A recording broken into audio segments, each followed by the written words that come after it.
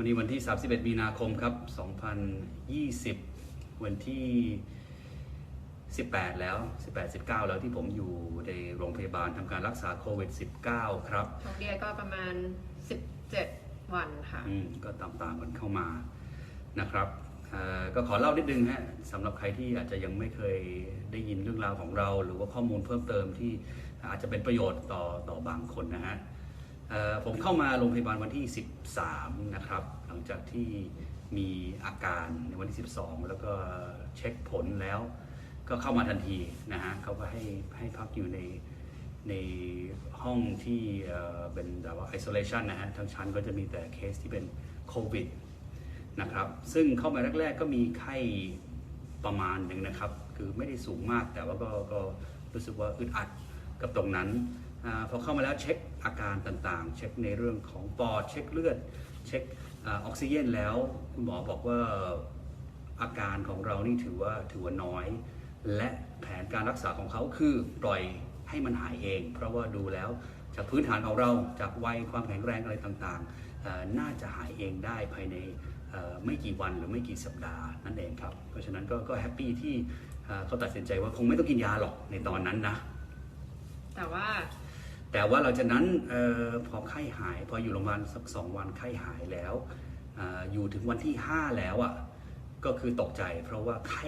กลับมาเฉยเลยแล้วบวกกับอาการท้องเสียด้วยนะครับท้องเสียก่อนแล้วก็ค่อยมีไข้ใช่คืออยู่ดีๆก็มาวันที่5เพราะฉะนั้นแต่ไข้ก็ไม่ได้สูงนะไข้ก็วัน37 กว่า38ต้นพอคุณหมอทราบตรงนั้นแล้วก็รีบทำการเอ็กซเรย์ปอดเพิ่มเติมแล้วก็เจอจริงๆจากที่ไม่มีกลายเป็นวันที่5นี้เป็นวันที่ลงปอดพอดีแล้วก็เริ่มอักเสบแล้วเพราะฉะนั้นหมอก็ตัดสินใจว่าต้องทำการรักษาแล้วแหละถ้ามันกลับมาแบบนี้ก็คือมีความเสี่ยงก็จัดยาให้กินครับของพี่แมนนี่คือที่เห็นเอ็กซเรย์นี่คืออยู่ตรงปอดด้านขวาส่วนของเดียเนี่ยก็คือแตกต่างตรงที่ว่าของเดียมีไข้มาตลอดก็คือตั้งแต่ที่เข้าโรงพยาบาลมาเนี่ยก็มีไข้37-38ต้นๆอาจจะไม่ถึ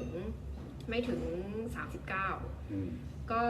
คุณหมอก็เอ็กซเรย์ปอดทุกอย่างก็ดูดีฟังเสียงปอดก็เคลียร์ทุกอย่างแล้วก็ออกซิเจนที่วัดก็ดูปกติทุกอย่างคือสิ่งเดียวที่เป็นตัวบ่งบอกว่ามีอะไรที่ผิดปกติก็คือไข้ซึ่งไข้ก็ไม่ได้สูงมากคราวนี้คือเราก็รู้สึกว่าทุกอย่างน่าจะโอเคเพราะว่าอาการที่คัดจมูกเจ็บคอหรืออะไรเงี้ยคือแบบมันไปหมดแล้วมันไม่มีแล้วเราก็เลยคิดว่าสงสัยเดี๋ยวเราร่างกายเราคงขับไวรัสออกไปเองก็คงหายแล้วแต่พอวันรุ่งขึ้นเนี่ยคุณหมอก็สั่งให้ทำ CT สแกนพอ CT สแกนปุ๊บก็เลยเห็นเลยว่าปอดทั้ง2 ข้างเนี่ยมันเริ่มอักเสบแล้วก็คือไวรัสมันเหมือนมันเข้าไปในปอดแล้วมันก็จะทำให้ปอดเป็นขาวๆของเดียก็คือ2 ข้างเลยคุณหมอก็เลยบอกว่าต้องเริ่มยาทันทีเพราะว่ามันก็ไม่น่าเสี่ยงเพราะว่าถ้ามันขยายไปทำให้ปอดอักเสบเพิ่มเติมก็อาจจะเป็นเรื่องหนักจริงๆแล้วเราก็ทั้งคู่ก็ถ้าเลือกได้ก็ไม่อยากกินยานะเพราะว่าจากประสบการณ์ของเราจากที่หมอบอกมาคือไม่จำเป็นก็ไม่อยากให้กินเพราะแน่นอนมันมีผลข้างเคียงกับการที่กินยาหลายตัวพร้อมๆกันรวมไปถึงข้อมูลที่ยังมีไม่มากสำหรับการรักษาแบบนี้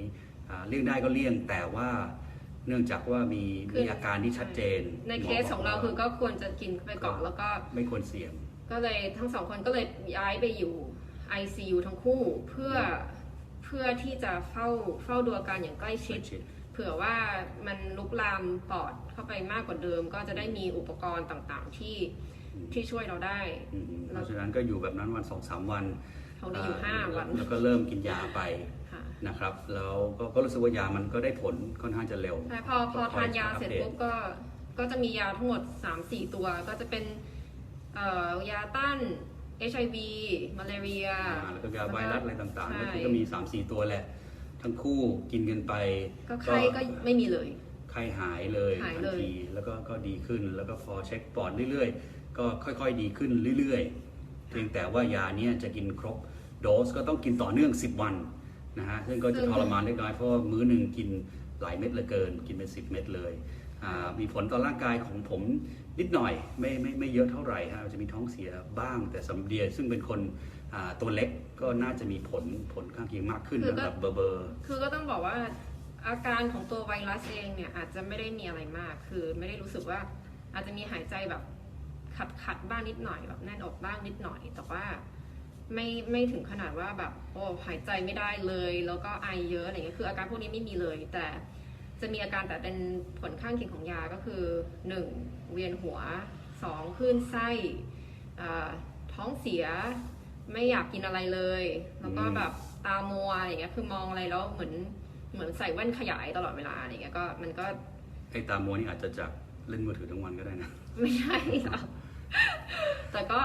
นั่นแหละก็เป็น side effect ของยาแน่นอนแต่พอเราครบ10 วันแล้วเลิกกินยาปุ๊บเนี่ยพวก side effect ต่างๆเนี่ย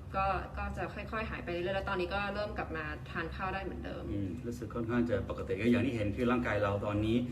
ดีครับดีมากๆเลยกินอาหารกินได้ทุกอย่างกินทั้งวันทั้งคืนประมาณ 95-98% แล้วตอนนี้รู้สึกว่าดีมากแต่ว่า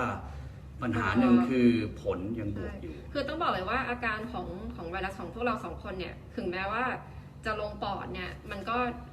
ในเรื่องของความรู้สึกของหลับร่างกายรู้สึกว่าค่อนข้างโอเคสิ่งที่ทรมานสุดก็คือการที่จะต้องอยู่ในความกลัวความกังวลว่ามันจะลามปอดเรามากไปกว่านี้ไหมเราจะไข้มันจะกลับมาไหมแล้วมันจะหายเมื่อไหร่แล้วซึ่งก็ไม่มีคุณหมอก็ยังไม่ทราบใครตอบได้ว่าเป็นนิดนึงมันจะขยายเร็วหรือเปล่าหรือว่ามันจะหายไปเองไหมหรือว่าเลิกทานยาแล้วมันจะกลับมาอีกไหมก็คือไม่มีใครตอบได้อันเนี้ยคือสิ่งที่เรากลัวเรากังวลตลอดเวลาเราก็เครียดตลอดเวลาแต่ไม่เป็นไรเราก็รับสภาพไปตามนี้หมอเราก็เชื่อใจว่าเขาก็ทำดีที่สุดแน่นอนเท่าที่เขาก็มีความรู้เขาก็รักษาเต็มที่สำหรับทุกๆคนเลยอะไรจะเกิดขึ้นหลังจากนี้เราก็ลุ้นกันไปแต่เชื่อว่าด้วยหมอไทยเราซึ่งเก่งมากๆแล้วก็สภาพร่างกายของตอนนี้ก็ค่อนข้างจะมั่นใจว่าเราต้องกลับมาฟื้นตัวแบบเต็มที่อย่างแน่นอนแล้วก็จากที่ผ่านมาที่เห็นจากในจีนเลยก็แล้วแต่ก็คืออัตราการหายจากโรคนี้ก็ดีก็ดีมากๆเราก็มีความหวังว่าหลังจากนี้ไปทุกอย่างจะดีขึ้นจะค่อยๆหายปอดจะเริ่มฟื้นตัวใช่แต่ก็ไม่อยากให้คนอื่นต้องมาเจอสภาพแบบนี้ครับถึงร่างกายจะไม่ได้เจ็บหนักมากแต่ว่าการที่เราอยู่กับความกังวลหรือว่าอยู่ในโรงพยาบาลห่างจากลูกห่างจากครอบครัวเป็น2-3 สัปดาห์เนี่ยนะก็มีผลต่อตัวคุณจิตใจคุณมากๆเลยมันคืออยู่ในห้องสี่เหลี่ยมมาตลอดก็ไม่อยากให้คนอื่นต้องมาเจอแบบเราครับอย่าประมาทครับทำตามที่ทางแพทย์ทางผู้เชี่ยวชาญทางรัฐแนะนำมานะครับก็คืออยู่กันห่างๆครับไม่จำเป็นจริงๆก็อยู่บ้านกันไปครับทุกคนลำบากครับทุกคนอึดอัดแน่นอนมันไม่มีวงการไหนที่ไม่โดนผลกระทบจากเรื่องนี้ทั่วโลกเลยเพราะฉะนั้นเราก็ต้องสู้ไปด้วยกันครับไม่ตีกันเองไม่จำเป็นจะต้องโทษใครหรืออะไรไม่มีใครอยากให้เกิดหรอกทุกคนอยากให้เรื่องนี้มันจบให้เร็วที่สุดเพราะฉะนั้นช่วยกันหาวิธีที่จะทำให้มันเบาที่สุดการที่อยู่บ้านเนี่ยมันก็เป็นการช่วยทีมแพทย์หมอพยาบาลทุกๆคนเพราะว่าทรัพยากรของเราบุคลากรของเราเนี่ยก็ไม่ได้มีเพียงพอสำหรับผู้ป่วยที่จำนวนเยอะๆในเวลาเดียวกันเพราะฉะนั้น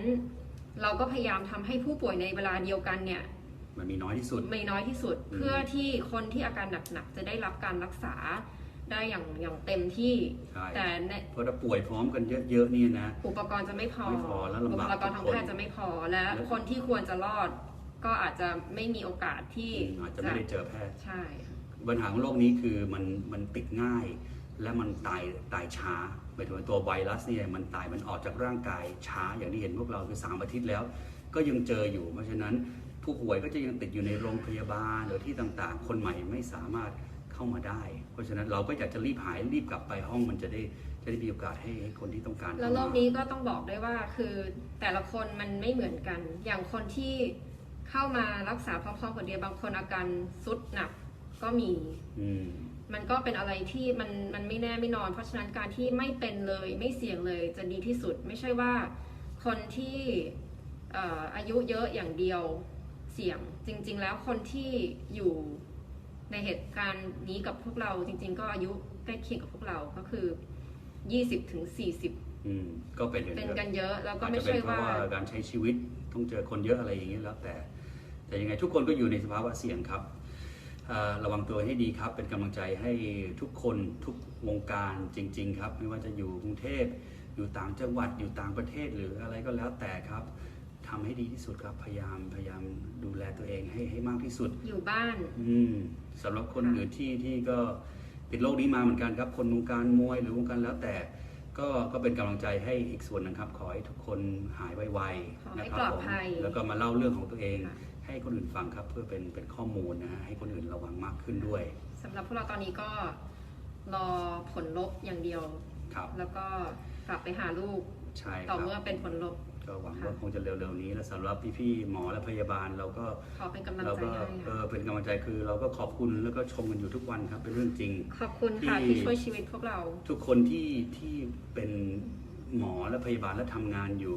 ด้านโควิดในช่วงนี้คือทำด้วยใจจริงๆครับพวกเขาคือก็มีการถามเข้ามาว่าคุณพร้อมที่จะทำงานเกี่ยวกับโควิดในตอนนี้ไหมใครที่ไม่พร้อมทำกลัวเสี่ยงกับครอบครัวอะไรแล้วแต่ก็ไม่บังคับกันไม่จำเป็นต้องทำงานแต่ทุกคนที่อยู่ที่นี่คืออาสาเข้ามาทำงานในตอนนี้โดยเฉพาะเลยเพื่อดูแลพวกเราครับและหน่วยงานก็ต้องบอกเลยว่าทั้งคุณหมอและทางพยาบาลเนี่ย